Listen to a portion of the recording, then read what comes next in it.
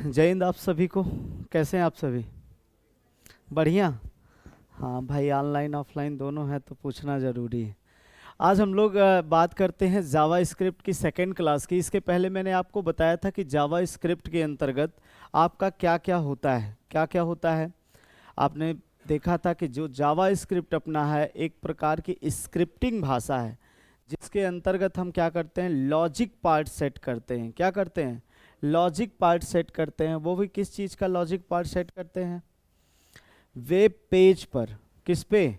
Web page पर logic part set करते हैं, जिसके अंतर्गत अगर देखा जाए तो जैसे अपने फार्मूलाज वगैरह हैं वो सारी चीज़ें आती हैं। मैंने इसके कुछ बेसिक पॉइंट्स बता दिए थे कि जैसे ये केस सेंसिटिव भाषा है ना। और यहाँ पे जो आपका वेब डिज़ाइनिंग होता है उसमें इसकी बड़ी भूमिका होती है। इसका एक्सटेंशन नेम क्या है, सारी चीज़ें प्रीवियस वाली क्लास पे हो चुका है। आज हम लोग इसी के आगे पढ़ते हैं। यहाँ पे देखिए, जावा स्क्रिप्ट के लिए मैंने कुछ पॉइंट्स तो आपको बता रखे थे, अब ज़रा थोड़ा छोटा छोटा पॉइंट आप ध्यान रख लें। सबसे पहली चीज़ तो जब इसका प्रोग्राम आप लोग यहाँ पे बनाते हैं, वैसे तो मैं पहले ही ऑलरेडी बता चुका हूँ, जब आप लोग इसका प्रोग्राम बनाते हैं तो प्रोग्राम के लिए कोई भी अगर आप प्रोग्राम बनाएंगे, कोई भी कोड लिखते हैं, तो उसके लिए हमें क्या करना पड़ता है, एक सॉफ्टवेयर की ज़रूरत पड़ती है। किसकी ज़रूरत पड़ती है? सॉफ्टवेयर की। और सॉफ्टवेयर के तौर पे मैंने आपको बताया था कि ये सॉफ्टवेयर आपका कौन सा है, ये नोट पैड, या फिर मैं ऐसे कह लूँ कि एक अपने पास आएगा टेक्स्ट एडिटर। कौन सा आ जाएगा? टेक्स्ट एडिटर आएगा। और इसी टेक्स्ट एडिटर पर ही हम लोग इसका जेएस का कोड सॉल्व करते हैं या फिर ये कोड बनाते हैं, जिसमें से आपको कई सारे आपको मिलेंगे जैसे टेक्स्ट एडिटर के तौर पे। जैसे अगर मैं एग्जांपल के तौर पे बताऊं, जैसे अपने पास आ जाएगा कौन सा, नोट पैड आ जाता है। या फिर इसी क्रम में अगर देखा जाए तो यहाँ पे अपने पास आता है कौन सा, note pad plus plus. Good, note pad plus plus. तीसरे की अगर मैं बात करूं तो और मैंने क्या बता रखा था, वीएस कोड बता रखा था, वीएस कोड है। ऐसे ही आपका कौन सा और होता है, जिसे हम लोग क्या कहते हैं, सब लाइम कहते हैं। अब बात समझें ज़रा आप। यहाँ पे अगर हम लोग बात करें इसमें से प्रेफरेंस किसका देंगे, तो प्रेफरेंस का कोई बहुत ज़्यादा मतलब नहीं है, लेकिन एक चीज़ ध्यान रखें कि आपके जो सिलेबस है, आपका जो सिलेबस है, उस सिलेबस में नोट पैड से काफ़ी क्वेश्चन पूछे जाते हैं, जिसमें अगर देखा जाए तो लगभग 10 नंबर के आसपास में नोट पैड से क्वेश्चन आता है। अतः हम लोगों को किसका प्रयोग ज़्यादा करना है, नोट पैड प्लस प्लस का करना है। बाकी सब लाइम से भी एक आध दो क्वेश्चन आते हैं, तो हम लोग किसी प्रोग्राम पे उसको भी देखेंगे कि हाँ ये कैसे वर्क करता है। तो एक चीज़ क्लियर हो गया कि अगर हमें कोड लिखना है, हमें क्या करना है, कोड लिखना है, तो कोड लिखने के लिए हमें क्या करना पड़ेगा, हमें सॉफ्टवेयर की ज़रूरत पड़ेगी, और उसी सॉफ्टवेयर का प्रयोग होगा जिस पे ये कोड रन कर सके। तो वो रन किस पे करता है, टेक्स्ट एडिटर पर करता है, जिसमें हम लोग प्रयोग कौन सा करने वाले हैं, नोट पैड प्लस प्लस करने वाले हैं। तरीका क्या होगा लिखने का, इसको भी ज़रा समझ लेते हैं। सबसे पहला चीज़ आपका होगा कि आप क्या करेंगे, अगर स्टेप की अगर मैं बात करूं तो स्टेप में आपको ये भूलना नहीं है, हम लोगों को काम क्या करना है, हम लोगों को यहाँ पे सॉफ्टवेयर पहले चीज़ ओपन करना है। सबसे पहला काम क्या होगा, हम ओपन करेंगे। क्या ओपन करेंगे? Note pad plus plus, note pad plus plus. और जैसे ही नोटपैड प्लस ओपन हो जाएगा, उसके बाद हम क्या करेंगे, हम टाइप कर देंगे। क्या टाइप करेंगे? जो भी कोड है वो कोड टाइप कर देंगे। और जब कोड टाइप हो जाएगा तो तीसरा काम क्या होगा, उसे सेव करेंगे। क्या करेंगे? सेव करेंगे। लेकिन ध्यान रखेंगे सेव करते समय यहाँ पे किस एक्सटेंशन के साथ करेंगे, .html। आपको मैंने बता रखा था एक दूसरा एक्सटेंशन इसका, मतलब अगर JS की बात किया जाए तो .js होता है। कौन सा होता है? .js। लेकिन यहाँ पे बात ये आ रही है कि हम HTML के थ्रू जा रहे हैं, मतलब इंटरनल JS बनाने का प्रयास कर रहे हैं, इस वजह से किसका प्रयोग करेंगे, .html एक्सटेंशन का। ठीक है, एग्जाम्पल के तौर पे आप ध्यान रखें। जैसे अगर मान लीजिए कि आपके पास कोई नाम है, जैसे हमने कहा कि ये हम लोग यहाँ पे जो सेव कर रहे हैं, जो हम यहाँ पे सेव कर रहे हैं, वो किसी और नाम से, जैसे मान लीजिए कि यहाँ पे हमने लिखा सुमित नाम से कोई हमने फाइल सेव किया, जैसे ये सुमित लिखेंगे आगे क्या कर देंगे, डॉट HTML लगाना नहीं भूलेंगे। रीजन क्या होगा, अगर ये डॉट HTML आप नहीं लगाएंगे तो वहाँ समस्या ये हो जाएगी कि ये नोटपैड पे हम प्रोग्राम बना रहे हैं, तो नोटपैड का अपना एक्सटेंशन होगा, जैसे .txt होता है, उसके अंतर्गत वो सेव हो जाएगा। क्लियर है बात? तो हमें कहाँ पे सेव करना है, हमें सेव इसे करना है HTML वाले मतलब वेब पेज पे सेव करना। अतः हमें क्या करना पड़ेगा, सुमित डॉट HTML, मतलब सुमित तो अपने आप से नाम आपने लिखा है, लेकिन डॉट HTML इसलिए लगा रहे हैं ताकि वो वेब फाइल बन सके। ठीक है, और जैसे ये वेब फाइल बन गई उसके बाद हम लोगों को क्या करना है, चौथा स्टेप पे आ जाएंगे। चौथा स्टेप में क्या करना है, जो आपने सेव किया है फाइल, जो फाइल आपने सेव किया है उसी फाइल को क्या कर देंगे, उसी फाइल को ओपन कर देंगे। तो open saved file, open saved file किस काम के लिए, ये रन कराने के लिए। किस काम के लिए, रन कराने के लिए। ये हम लोग, ये 4 स्टेप हमारे दिमाग में आना चाहिए। इन्हीं की मदद से हम क्या करेंगे, प्रोग्राम बार बार क्रिएट करेंगे। ठीक है, अब प्रोग्राम के लिए बात तो समझ में आ गई। हमने कल आपसे बताया था कि ये कैसी भाषा होती, स्क्रिप्टिंग लैंग्वेज होती है, ये बात ध्यान रखेंगे। दूसरा मैंने कहा था केस सेंसिटिव, क्या बोला था, केस सेंसिटिव। और जब केस सेंसिटिव की बात आएगी तो आपको ये ध्यान रखना पड़ेगा कि केस सेंसिटिव लैंग्वेज में हमें कैपिटल लेटर स्मॉल लेटर दोनों का ध्यान देना पड़ता है। तो अभी तक जो HTML में आप लिखते चले आए हैं उसमें कोई इशू नहीं था, उसमें आप चाहे कैपिटल लिखते थे, चाहे स्मॉल लिखते थे, चाहे कैपिटल स्मॉल का मिक्सअप लिखते थे। लेकिन जब जावा स्क्रिप्ट की बात आएगी तो ध्यान बिल्कुल रखना पड़ेगा कि हमारे लैंग्वेज वालों ने हमें किस भाषा में बताया, स्मॉल में बताया तो स्मॉल लिखेंगे, कैपिटल में बताया होगा तो कैपिटल लिखेंगे। क्लियर है बात? ठीक है, अब जैसे हमारे पास एक शब्द आता है, जैसे अगर कभी भी कोई भी प्रोग्राम अगर हम लिखते हैं तो प्रोग्राम में ज़रा समझें। जैसे अपने पास, जैसे मान लीजिए कि हमने ऐसे कुछ लिख दिया, हमने लिखा a = 10, ऐसा लिखा है, तो ध्यान रखेंगे यहाँ पे a = 10 जो होता है, इसमें 2-3 चीज़ें हमें समझनी रहती है। ये a की अगर मैं बात करूं, या ये 10 की बात करूं, या इसमें इक्वल की बात करूं, ये तीनों अलग अलग टर्म होते हैं। जो ये a है, मतलब जो इक्वल के पहले लिखा है, ध्यान रखेंगे इसे हम लोग वेरिएबल बोलते हैं। क्या बोलते हैं? वेरिएबल बोलते हैं। और अगर 10 की बात किया जाए तो ये कांस्टेंट होता है। ये क्या कहलाता है? कांस्टेंट कहलाता है। और अगर ये इक्वल साइन की बात किया जाए तो ये असाइनमेंट ऑपरेटर होता है। क्या होता है? असाइनमेंट ऑपरेटर होता है। ठीक है, असाइनमेंट ऑपरेटर। तो असाइनमेंट ऑपरेटर हो गया, ये बात तो हमें समझ में आ रही है। उधर वेरिएबल हो गया, इधर कांस्टेंट हो गया। तो ये सारी चीज़ें अलग अलग होती हैं, अलग अलग इसका नियम लिखने का होता है, तरीका अलग अलग होता है।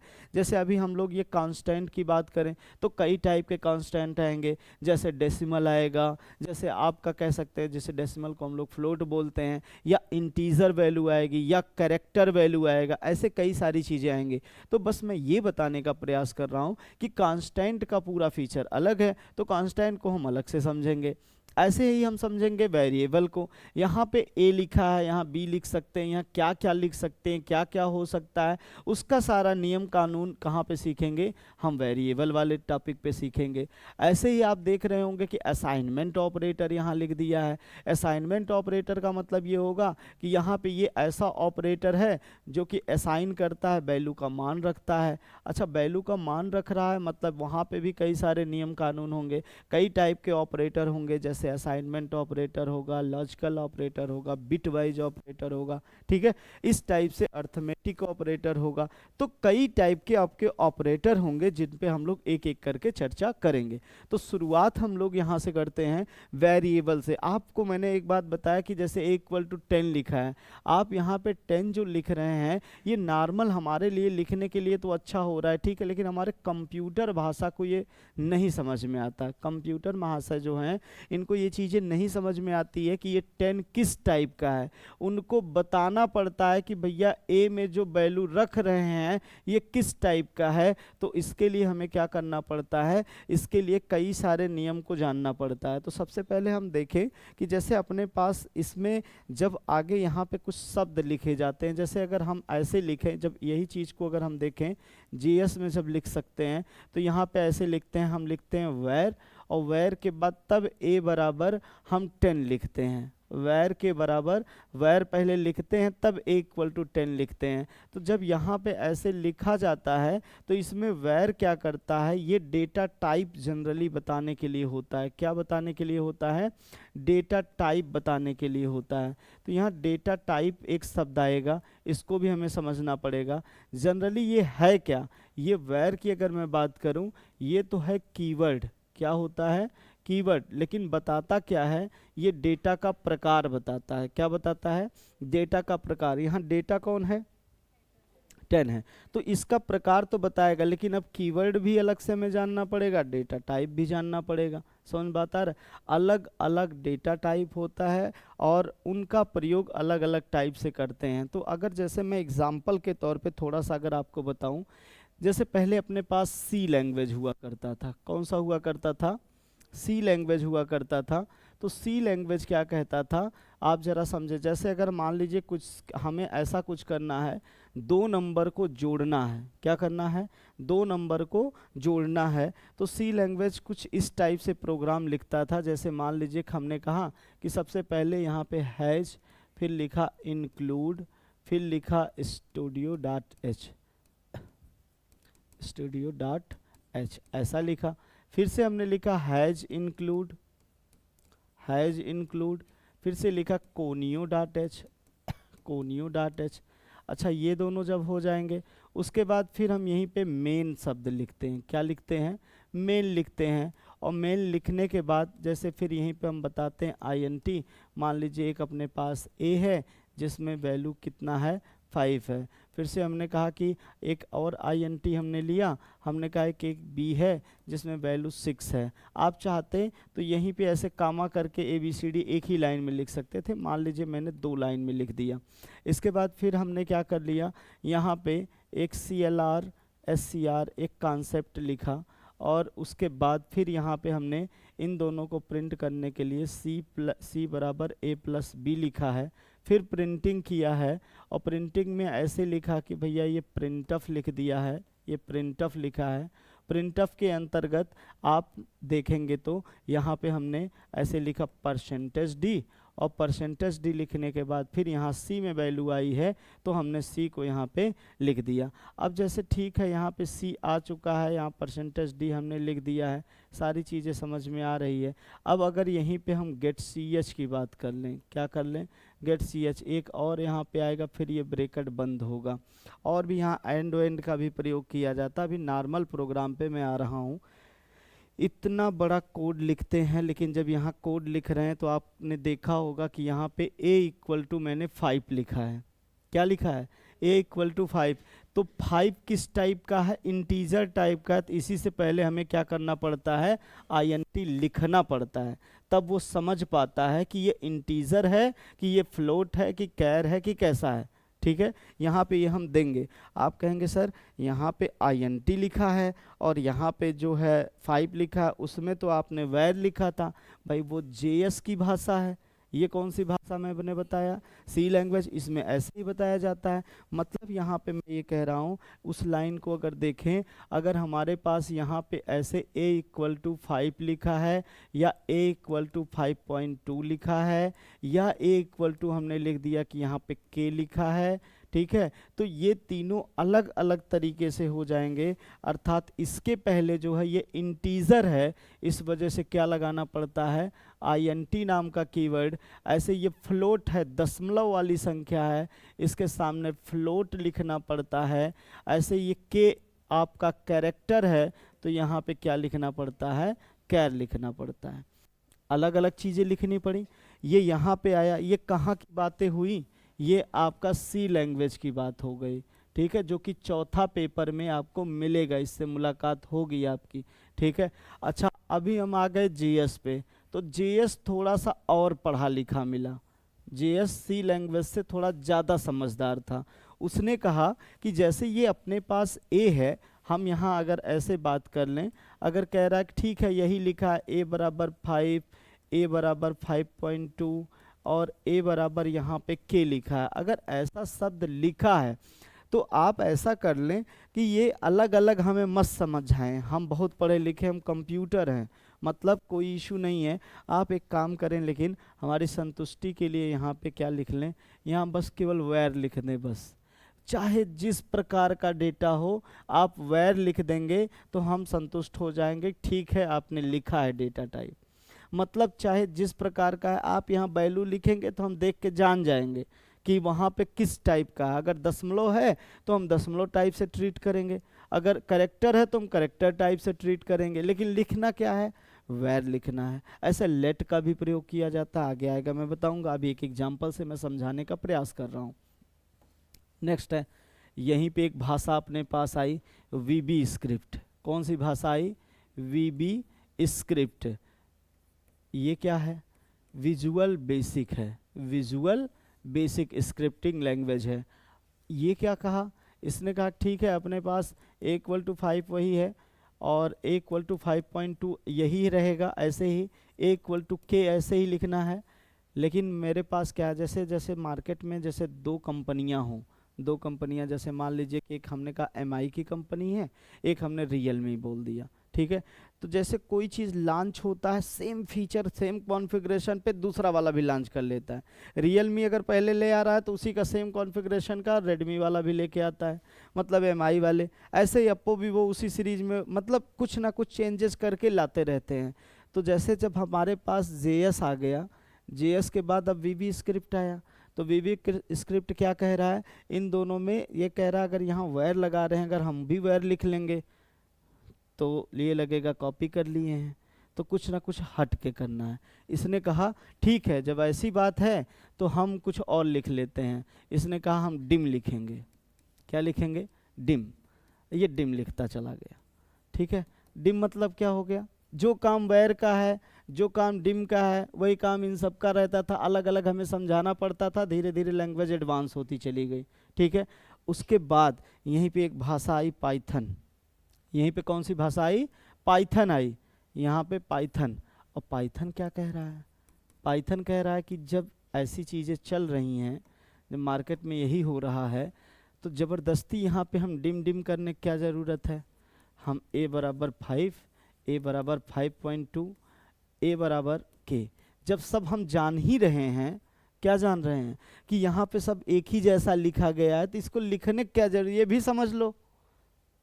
जैसे वहाँ तो हमने लिखा था, समझ में बात आ रही है, अलग अलग समझाना था। यहाँ पे क्या समझाने जैसा आपने लिखा है, केवल वैर वैर लिखा है। इसने कहा कि हम वो भी हटा दे रहे हैं। तो इसमें अगर पाइथन की अगर मैं बात करूँ तो पाइथन में डायरेक्टली ऐसे ही लिखा जाता है, हम बस सीधा समझ लेंगे ठीक हाँ ये किस टाइप का, वो अपने मन से कैलकुलेट कर लेता है। कुछ बात समझ में आया। तो हर भाषाओं का नियम कानून अलग होता है, जो वो नियम बनाए होते हैं उन्हीं नियम का पालन करते हुए हमें आगे चलना पड़ता है। तो यहाँ पे एक बात समझ में आ रहा है, हम जावा स्क्रिप्ट JS का प्रोग्राम पढ़ने वाले हैं, तो JS में हमें वेर का भी प्रयोग करके आगे चलना है। बाकी एक और कीवर्ड आएगा जिसकी मदद से हम वेरिएबल क्रिएट करते हैं। क्लियर, आगे चर्चा होगी। तो यहाँ पे बस मैं ये बताया, इतना लंबा चौड़ा प्रोग्राम लिखने से क्या हुआ होगा पता है, A में वैल्यू आई होगी 5। ध्यान से समझिए इसमें किया क्या गया है, ये सब हेडर फाइल्स हैं, क्या होता है बाद में चर्चा होगा। इसकी अगर बात कह रहा है A=5, मतलब A नाम का वेरिएबल है जिसमें 5 नाम का वैल्यू असाइन हो जाएगा। B नाम का वेरिएबल है जो कि इंटीजर टाइप का, जिसमें कितना हो जाएगा 6। C नाम का वेरिएबल है जिसमें अभी कुछ नहीं है। कह रहा है स्क्रीन क्लियर, CLR मतलब एक आउटपुट स्क्रीन मैंने लगा लिया, कह रहा भैया ये क्लियर हो जाओ। उसके बाद कह रहा है C=A+B, क्या कह रहा है, C=A+B। तो C=A+B में क्या होगा, C=A+B में हम लोगों का क्या हो जाएगा, यहाँ पे 6 और 5 जुड़ के कितना हो जाएगा, यहाँ पे 11, और यही 11 जो इसके अंतर्गत आएगा, ध्यान रखेंगे। उसके बाद प्रिंटफ, यहाँ %D कह रहा है कि तुम जाओ और सी को प्रिंट करवाओ। जब सी को प्रिंट करवाएगा तो सी में कितना है, 11 है, तो ये 11 आ जाएगा। उसके बाद गेट सी एच से कहता है, गेट सी एच तुम क्या करो, तुम जाओ और ये क्या करो, इस आउटपुट को होल्ड करके ऐसे पकड़े रहो, दिखाते रहो कि यही आउटपुट आ रहा है। गलती से मैं गेट सी एच नहीं लिखा तो जैसे ये आउटपुट स्क्रीन ब्लैक होके आने ही वाली होगी तुरंत गायब हो जाएगी। मतलब ये क्या करता है, स्क्रीन को ऐसे होल्ड करके रखता है। मतलब ये समझ लीजिए आउटपुट दिखाने के लिए कौन काम में आ रहा है, ये काम में आ रहा है गेट सी एच, ठीक है। अच्छा, यहाँ CLR क्या करता है, पुराना आउटपुट हटाता है। मतलब अगर ये ना लगाएं हम, एक बार इसको रन कराएं तो कितना आएगा, 11, लेकिन दोबारा अगर रन करवा दिए तो यहाँ पे ऐसे दिख जाएगा। आप कहेंगे 1111 कहाँ से आ गया, तो जो पुराना 11 वाला आउटपुट है वो शो करता रहता है और उसी के आगे नया आउटपुट जोड़ के बता दिया, तो आप समझेंगे अरे ये तो इतना लिखा हुआ है, जबकि वहाँ पे ये इतना बाद में आया। एक बार और रन कराएंगे तो एक बार और यहाँ पे 11 शो कर जाएगा। समझ बात आ रहा है। तो इस वजह से हमको क्या करना पड़ता है, हमें ये ना आए इसलिए क्या करते हैं वहाँ पे, इसलिए हम यहाँ पे CLR लगाते हैं, स्क्रीन क्लियर कर देता है, मतलब पुराना आउटपुट हटा देता है। समझ बात आया। तो ये तो हमारा हो गया सी लैंग्वेज में। अगर यही प्रोग्राम अगर हमें JS में करना होता तो हम क्या लिख देते, हम यहाँ पे लिखते कि ठीक है अपने पास एक वैर है, यहाँ पे हमने बता ही रखा है किस में रहता है, ये स्क्रिप्ट टैग के अंदर रहता है, ठीक है, प्रीवियस क्लास पे हुआ था। वैर की मैं बात करूं, हमने कहा कि अपने पास एक A है, एक B है, एक C है, ठीक है। फिर हमने इससे कहा कि एक काम करो, A में कितना है हमारे पास 5 है, B में कितना है 6 है, C में कितना हो जाएगा A + B हो जाएगा। हमने कहा कि एक काम करो तुम प्रिंट कर दो, तो प्रिंट करने के लिए इसने कहा कि हमारे पास प्रिंटिंग करने के लिए दूसरा है, हम document.write का प्रयोग करेंगे। किसका प्रयोग करेंगे, document.write, उसके अंदर C पास कर दें। जो वहाँ printf लिखा था वो यहाँ पे क्या हो जाएगा, यहाँ पे document.write। जब ये प्रिंट हो गया, काम ख़त्म हो गया, तो हमने क्या कर लिया, यहाँ पे स्क्रिप्ट को बंद कर दिया। आप ज़रा देखें, सेम एज वही प्रोग्राम है ना, वैसे ही है, लेकिन इसमें थोड़ा सा छोटा हो गया। क्या उतना सिंटैक्स है जितना इसमें है, मतलब जितना इसमें सिंटैक्स है उससे ज़्यादा सिंटैक्स इसमें है। मतलब उसको समझने के लिए हमें वो सारी चीज़ें समझना पड़ेगा कि ये प्रोसेसर है, ये डायरेक्टिव है, ये हेडर फाइल है, सब कुछ जानना पड़ेगा। समझ बात आ रहा है। तो पहले एक एक लेक्चर एक एक पे लग जाएगा, तब जाके हम यहाँ तक पहुँचेंगे कि आउटपुट क्या आ रहा है। मतलब 2-3 दिन में ये क्वेश्चन एक सॉल्व हो पाएगा। यहाँ थोड़ा सा आसान हो गया है कि हम वैर के बारे में जान लें, document.write समझ लें, बाकी तो स्क्रिप्ट के अंदर कोड लिखा जाता है, थोड़ा सा आसान हो गया। लेकिन अगर यहीं हमारा कौन होता, पाइथन होता। एक बार ये कंपेयर आपको जानना ज़रूरी है, बाद में फिर आपका JS ही चलेगा। अगर यहीं पाइथन होता, कौन होता, पाइथन, ये कौन था, JS था। अगर पाइथन होता तो कहता कि ये सब क्या है फालतू में, जब करना वही काम है तो A = 5, B = 6, C = A + B करो। और यहाँ पे कलाकारी करने की क्या ज़रूरत है, जब यहाँ पे प्रिंट से साफ समझ में आ रहा है प्रिंटिंग होता है, तो वहाँ डिज़ाइन बनाने की क्या ज़रूरत, प्रिंटफ, मतलब ज़बरदस्ती के शब्द कलाकारी करने की क्या ज़रूरत है, प्रिंट सीधा लिखिए C, काम ख़त्म। ये पाइथन है। अब देख रहे होंगे इसमें कोई कॉन्सेप्ट बहुत ज़्यादा नहीं समझने की ज़रूरत है, प्रिंट से भी दिख रहा है प्रिंटिंग करता होगा। C को प्रिंट कराना है, एकदम नॉर्मल प्रोग्राम बन के तैयार हो गया, 2 लाइन में पाइथन कंप्लीट। समझ बात आ रहा है। तो जैसे जैसे चीज़ें हम लोगों को समझ में आती है, वैसे वैसे जो कॉम्प्लेक्स चीज़ें होती हैं उसको हम क्या करते हैं, उसको एकदम ऐसा कर लेते, इतना सिंपलिस्ट में बना लेते हैं कि हमें समझ में आए। ये नहीं कि अपने ज्ञान का प्रसार के लिए यहाँ और 2-4 चीज़ों को जोड़ दें, आप समझते रहें, पढ़ते रहें उसी में। समझ बात आ रहा है। जैसे पहले रहता था, हम लोग ट्रिकी मैथ पे आए थे। कैसा मैथ, ट्रिकी मैथ। और जब ट्रिकी मैथ आपका हटा, फिर आ गए उसी पे जहाँ से शुरू किए थे, नहीं ये बेसिक मैथ है।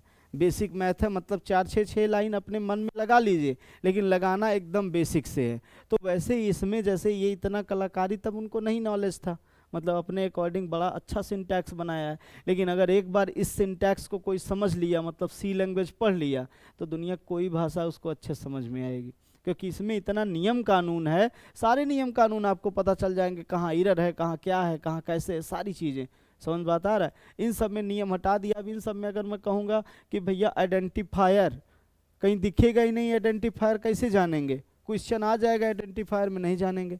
नियम कानून किस पे स्ट्रिंग लगता है? अभी गलती से यहाँ एक अगर मैं हटा दूं ये सेमी कॉलन, तो ये इरर जनरेट कर जाएगा, नहीं रन करेगा, कहेगा कि नहीं हर लाइन के लास्ट में सेमी कॉलन नज़र आना चाहिए, तब हम रन करेंगे। इसमें ऐसा कुछ नहीं है। पाइथन में सेमी कॉलन कह रहा है कि जब हम जान ही रहे लाइन ख़त्म हो रही है, तो ज़बरदस्ती वहाँ पे मतलब सेमी कॉलन लगा के लाइन क्यों ख़त्म करें? समझ बात आ रहा है? तो इस वजह से क्या कर दिया वो, इस वजह से वो भी हटा दिया। समझ में आ गया बात? अब यहाँ पे मैं ये बता रहा हूँ कि जो अपने पास ये लिखे जा रहे हैं, ये a=10 जो लिखा जा रहा है, हम जब JS में लिखेंगे तो JS में इसी से पहले क्या लिख देंगे? वैर। तो मतलब वैर में ये बताया जाता है कि यहाँ प्रोग्राम में हम कौन कौन से वेरिएबल का यूज करने जा रहे हैं। जिस जिस वेरिएबल का यूज करना है उस वेरिएबल को पहले हमें बता दे कितने लोग आएंगे। जैसे आप घर पे खाना वाना बनाना रहता है तो महिलाएं क्या करती हैं, पहले पूछती हैं कितने लोग आने वाले हैं खाने वाले, ये एकदम स्पष्ट रूप से रहे। ये नहीं कि 5 बता के आप 8 को बैठा दें, फिर हम लोगों का पत्ता गोल हो, क्योंकि भाई दे तो देंगी खाना, लेकिन फिर बाद में आप समझेंगे। समझ बात आ रहा है? तो वही चीज़ है। तो जितने लोगों को यहाँ इनवाइट करना है उसको पहले बताएं हम कौन कौन चीज़ों को इनवाइट करने वाले हैं। पाइथन कहता है कोई दिक्कत नहीं, हमारे यहाँ भंडारा चल रहा है, मतलब आप जब जहाँ जिस वेरिएबल की ज़रूरत पड़े आप वहाँ से कोई वेरिएबल यूज कर ले, कोई प्रॉब्लम नहीं है। समझ बात आ गया? मतलब हमें ये बताने के ऊपर कहीं ज़रूरत नहीं है कि हम इतने वेरिएबल यूज करने वाले हैं। आप 10वें पेज पे हैं, 10वें पेज पे कोई वेरिएबल क्रिएट कर ले, कोई फ़र्क नहीं पड़ता है। तो ये सुविधा है हमारे पाइथन में। अच्छा, पाइथन एडवांस लेवल पे आया भाई, नई चीज़ों को देखते हुए आया, तो इस वजह से यहाँ ऐसा नियम है। पहले वाले नियम ऐसे थे, बीच में नियम जो आए ऐसे आए। समझ बात आ गया? अब इन्हीं नियम को हमको देखना है। तो एक शब्द आ रहा है अपने पास वेरिएबल। क्या आ रहा है? वेरिएबल। हमने कहा कि ये वेरिएबल होते हैं। वेरिएबल क्या होते हैं? बचपन में हम चर और अचर राशियां पढ़ते थे, है ना? क्या पढ़ते थे? चर राशि और दूसरा कौन सा? अचर राशि। तो यहाँ पे जब चर अचर हम लोग बोलते थे तो यहाँ पे चर अचर में कैसे होता था? यहाँ पे आप ऐसे समझें, यहाँ पे जैसे मान लीजिए कि चर मतलब जो जो चर जाए, नहीं वो गाय भैंस नहीं है। ये चर मतलब ये होता है कि जो आपका यहाँ पे वैल्यू बदल जाए, वैल्यू क्या हो जाए? बदल जाए, चेंज हो जाए, बदल जाए, वो आपका क्या हो जाएगा? चर होगा। अचर में कौन आएगा? अचर में जो ना बदले, है ना, जो ना बदले उसे हम लोग क्या कहते हैं? यहाँ पे अचर बोलते हैं। अर्थात यहाँ पे जो कांस्टेंट हो, जो क्या हो? कांस्टेंट हो, ऐसे की बात बोला जा रहा है। तो यहाँ पे चर अचर का अगर मैं एग्जाम्पल की मैं बात करूँ तो यहाँ पे चर की अगर मैं बात करूँ तो चर में क्या आ जाएगा? चर में जैसे आपका जैसे ए हो गया, बी हो गया, नम हो गया, ऐसे कोई भी आप शब्द लिख दें जो अक्षर में है। अच्छा, अचर में कौन सा हो जाएगा? अचर में जैसे मैंने लिख दिया 5, मैंने लिख दिया 8, मैंने लिख दिया 11.23। ये ध्यान रखिए, क्या 5 को और कुछ कहा जा सकता है कभी? जीवन भर 5 को 5 कहेंगे कि इसको कभी कभी 8 बोलने लगेंगे कि ऐसे डिजाइन बना है? तो नहीं ना, हमेशा उसको क्या बोलेंगे? हमेशा उसको 5 बोलेंगे। और अगर हमेशा 5 उसको बोल रहे हैं तो वो कांस्टेंट है, बदल नहीं रहा है। जब भी यूज होगा 5 के तौर पे यूज होगा। यहीं आप इसकी बात कर लें, ए जब मन में आए ए के बराबर 10 लिख दें, ए के बराबर 100 लिख दें, ए के बराबर 2000 लिख दें, वैल्यू कुछ भी हो सकती है, ए बराबर 0 लिख दें। समझ बात आ रहा है? और जब वैल्यू चेंज होगी तो उसे क्या कहा जाएगा? उसे हम लोग क्या कहेंगे यहाँ पे? अचर। जब वैल्यू यहाँ पे चेंज होगी तो चर, और वैल्यू नहीं चेंज होगी तो अचर। ठीक है, तो इसी को हम अभी जो चर शब्द बोलते हैं उसी को क्या कहते हैं हम लोग यहाँ पे? वेरिएबल। क्या बोला जा रहा है? वेरिएबल। अब वेरिएबल में वैल्यू को स्टोर करते हैं और उसके बाद उसी वेरिएबल पे काम करते हैं। मतलब हम लोग वैल्यू पे सीधा प्रोग्राम में कभी नहीं काम करते हैं, वैल्यू को किसी वेरिएबल में स्टोर कराते हैं और स्टोर करने के बाद फिर उसका जो है क्या करते हैं? प्रयोग करते हैं। मतलब किसका प्रयोग करेंगे? वेरिएबल का। जैसे अभी मैंने जब प्रोग्राम लिखा था, तो प्रोग्राम यहाँ पे मैं चाहता तो 5 और 6 को ही जोड़ रहा था, तो 5 और 6 जोड़ देता। ए और प्लस बी जोड़ने की क्या ज़रूरत है? क्यों? क्योंकि जब वैल्यू पे हम लोग काम करेंगे तो सीमित होता है उसका प्रोग्राम, बहुत ज़्यादा दूर तक नहीं सोच के काम कर पाएंगे। लेकिन अगर यहाँ पे अगर हम वेरिएबल क्रिएट करके करते हैं तो हमें उस वेरिएबल का कहीं दूसरे जगह यूज करना होता है, तो बड़े आसानी से हमारी समझ विकसित होती है और आसानी से उसे कर भी पाते हैं। ठीक है, तो इस वजह से हमेशा किस पे काम करेंगे? वेरिएबल क्रिएट करके तब वैल्यू पे काम करेंगे। मतलब हर एक बार में वेरिएबल क्रिएट करना ज़रूरी होता है। क्लियर हो गया? ठीक है। अब इसी में जब आप लोगों का आएगा यहाँ पे, जैसे मैंने ये चीज़ तो बता रखा है कि ये कैसे बनता है, कैसे क्या चीज़ें होती हैं, इसी में अपने पास आता है। अब जब वेरिएबल हम लोग शुरू ही किए हैं तो वेरिएबल नेमिंग रूल आता है। वेरिएबल नेमिंग रूल आता है।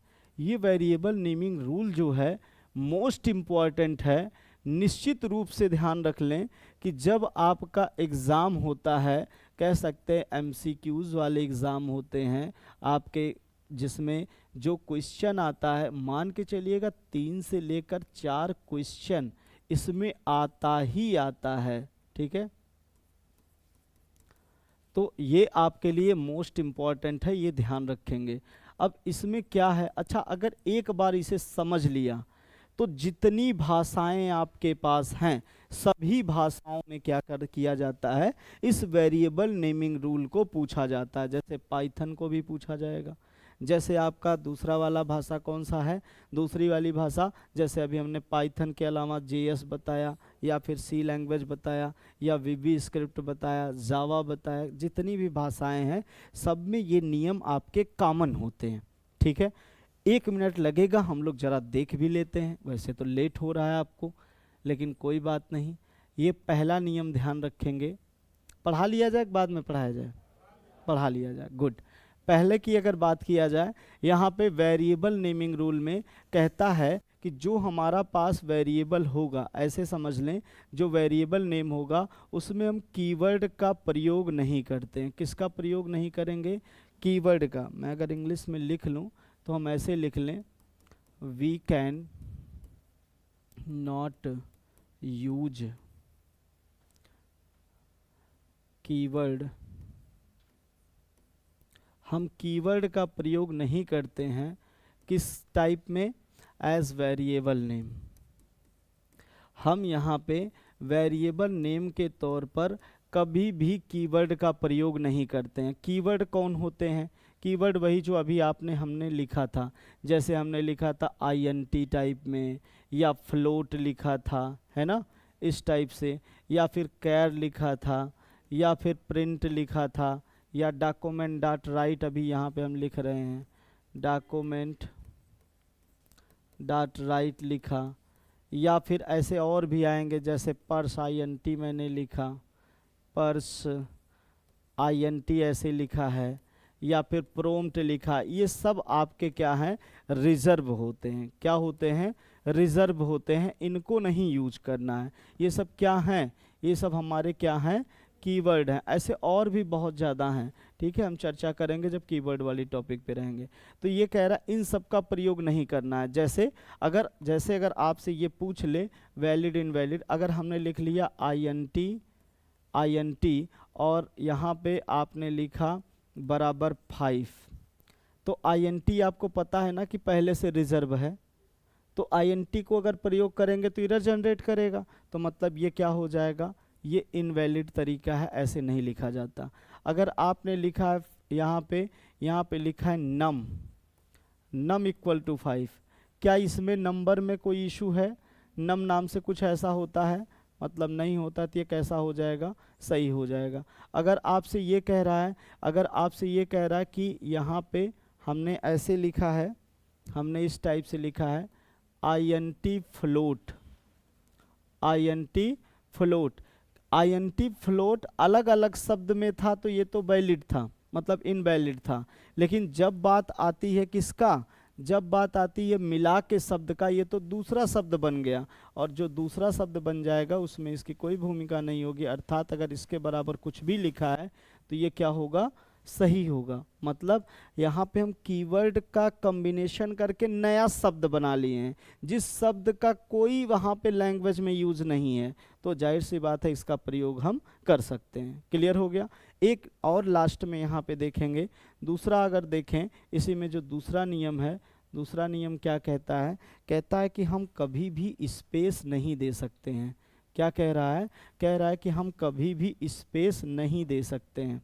स्पेस का मतलब समझिएगा, हम ऐसे कह दें we can not create any space. अगर हम स्पेस की बात करें तो स्पेस हम नहीं क्रिएट कर सकते हैं वेरिएबल नेमिंग रूल में। जैसे अगर हमने लिखा नम और नम स्पेस देके यहाँ पे लिखा है num2, ऐसे लिखा है, और बराबर करके 5 लिखा है, यहाँ बीच में स्पेस आ रहा है ना, तो ये ध्यान रखेंगे ये इनवैलिड हो जाएगा। आप यहाँ a बराबर 5 लिख रहे हैं, सही है, आप लेकिन गलती से अगर ऐसे लिख दें, गलती से ऐसे लिख दें a और बीच में स्पेस दे के ab बराबर 5, तो ये गलत हो जाएगा, ऐसा नहीं लिखा जा सकता। समझ बात आ रहा है, स्पेस नहीं देंगे, ये दिमाग में रख लेंगे, ठीक है। ये तो आपका दूसरा नियम हो गया। ऐसे अगर देखा जाए तो अपने पास तीसरा नियम क्या आता है, तीसरा नियम ये होता है कि जो भी हमारे पास, जैसे ऐसे हम समझ लें स्पेशल कैरेक्टर, हम ऐसे लिख दें we can not use any special character, special character, हम कभी भी यहाँ पे स्पेशल कैरेक्टर का यूज नहीं करते हैं। अगर बात किया जाए स्पेशल कैरेक्टर का तो इसी को हम लोग क्या कहते हैं, सिंबल बोलते हैं, मतलब सिंबल का प्रयोग नहीं करते हैं। अगर यहाँ पे किसको छोड़कर, यहाँ पे अगर हम ऐसे बात करें instead of under score, under score, under score का मतलब ये कह रहा है ये वाला सिंबल को छोड़कर और बाकी किसी सिंबल का प्रयोग आप नहीं कर सकते हैं। जैसे एग्जाम्पल के तौर पे, जैसे मैंने अगर यहाँ पे जैसे लिखा, यहाँ पे लिख लिया, हमने लिखा यहाँ पे नम @ यहाँ पे नम, ऐसा लिख के 5 लिखा है, क्या ये वैलिड होगा, नहीं वैलिड होगा, क्योंकि ये सिंबल है, इस सिंबल का प्रयोग नहीं कर सकते हैं। आप ऐसे लिखिए यहाँ पे num2 और यहाँ पे @ के जगह पे मान लीजिए हमने हैज लिख दिया, हैज, फिर लिखा है नम, यहाँ पे 6, क्या ये वैलिड होगा, नहीं वैलिड होगा। आप ऐसे लिख दीजिए यहाँ पे नम डैश करके फिर से नम, यहाँ पे यहाँ 10, क्या ये वैलिड होगा, नहीं वैलिड होगा। जब हम लोग बात करेंगे ऐसे कि नम और यहाँ अंडर स्कोर फिर नम लिखा है, तब ये यहाँ पे ऐसा है तो वैलिड हो जाएगा। मतलब हाइफन का सिंबल अलग होता है, नीचे वो जो लग रहा है वो अलग है, अंडर स्कोर केवल अलाउ है, और बाकी ये बीच वाला जो डैश, जैसे माता चा पिता चा लिखते थे ना संस्कृत में, वो वाला नहीं यूज होगा। कौन सा वाला यूज होगा, ये वाला यूज होगा, ठीक है। ये तो तीसरा नियम हो गया। तो मैंने 2 नियम आपको बता दिए उसके पहले कि कीवर्ड का प्रयोग नहीं करेंगे, और ये दूसरा नियम क्या बताया, हम लोग कभी भी स्पेस नहीं देंगे। एक लास्ट नियम ध्यान रख लें यहीं पे, लास्ट नियम हम क्या करते हैं, चौथा है ना, हाँ चौथा नियम कहता है, हम ऐसे लिख लें, हम ऐसे लिख लें वी कैन नॉट यूज, या सीधा लिखें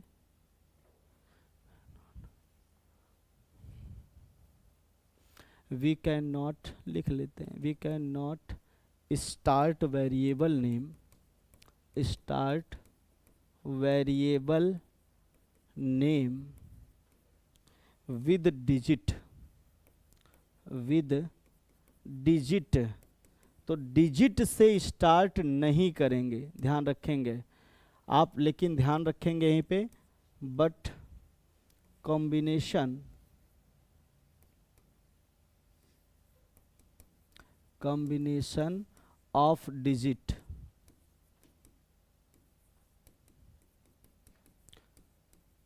अगर यहाँ पे बात करेगा कॉम्बिनेशन का डिजिट का तो हो जाएगा, बस शुरुआत ना करिएगा। जैसे अगर हमने लिखा a इक्वल टू 5, ये बिल्कुल सही है। अगर यहाँ पे 2a इक्वल टू 5 लिख देंगे तो ये गलत हो जाएगा। ये क्या हो जाएगा गलत, क्यों?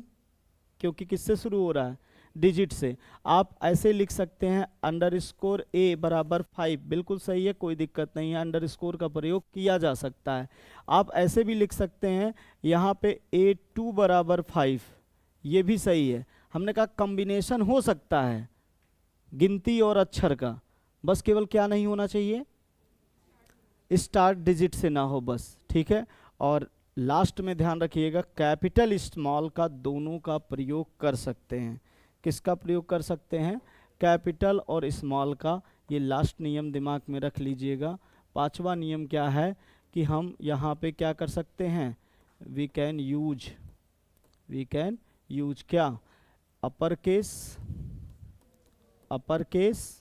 And lower case.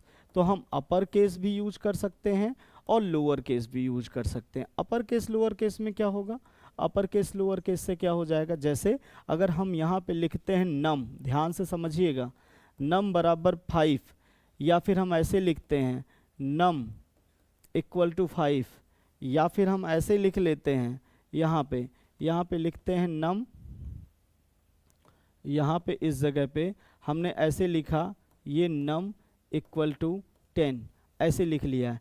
तीन के तीनों वैलिड हैं, स्मॉल कैपिटल हो सकता है। ध्यान रखिएगा तीनों अलग अलग मेमोरी बनाएंगे, ये नहीं कि तीनों नम ही लिखा है तो एक ही समझ लेंगे।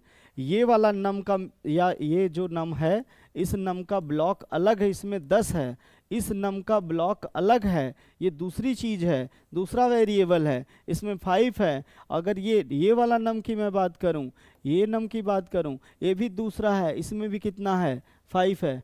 आप यहाँ चेंज करेंगे तो यहाँ चेंज हो जाएगा, समझ बात आ रहा है, तीनों अलग अलग ट्रीट होंगे। तो मैंने आज आपको क्या बताया, मैंने कहा जो हमारे पास जेएस है उस जेएस भाषा को कैसे हम लोग देखते हैं, कैसे कंसीडर करते हैं, उसके अंतर्गत वेरिएबल क्या होता है और वेरिएबल नेमिंग रूल क्या होता है। वेरिएबल नेमिंग रूल में मैंने 4-5 नियम बताए। पहला कि डिजिट का प्रयोग नहीं कर सकते हैं आप किसी भी वेरिएबल के नेम को क्रिएट करते समय। दूसरा मैंने बताया, मैंने कहा कभी भी कीवर्ड का प्रयोग नहीं करते हैं। और तीसरे की अगर बात किया जाए, कीवर्ड के अलावा अगर अपर केस लोअर केस की बात किया जाए तो ये अप्लाई कर सकते हैं। ऐसे मैंने कहा स्पेस क्रिएट नहीं हो सकता, मतलब बीच में अगर स्पेस क्रिएट करेंगे तो एरर जनरेट करेगा। मैंने स्पेशल कैरेक्टर के लिए बोला कि special character are not allowed, मतलब वो नहीं होता है। अगर बात किया जाए तो किस कैरेक्टर, मतलब किस स्पेशल कैरेक्टर को छोड़कर केवल अंडरस्कोर का प्रयोग कर सकते हैं और बाकी सब कोई भी सिंबल यूज नहीं किया जाता है। ये सारे नियम होते हैं वेरिएबल नेमिंग रूल के, 4-5 नियम, ये आपको याद रखने पड़ेंगे। क्लियर है? इसके बाद अब जरा देखेंगे हम लोग जो हमारे दूसरे पार्ट थे जैसे कांस्टेंट और सारी चीज़ें, वो नेक्स्ट क्लास में हम लोग डिस्कस करेंगे। क्लियर हो गया होगा यहाँ तक? किसी कुछ पूछना है? ठीक है, तो फिर ये वाली क्लास आज तक यहीं पे हम लोग रहेंगे, ठीक है, यहीं पे रखेंगे। उसके बाद अगर देखा जाए जो दूसरे की अगर बात किया जाए तो दूसरा कल से हम लोग जब इस पे काम करेंगे तो यहाँ पे कई सारी चीज़ों पे जैसे प्रोग्राम कोडिंग वगैरह को रन करके भी चेक करेंगे कि क्या कैसे ये वर्क करता है। ठीक है, तो आज के लिए हम लोग इतना ही रखते हैं, मिलते हैं फिर नेक्स्ट डे। Thank you.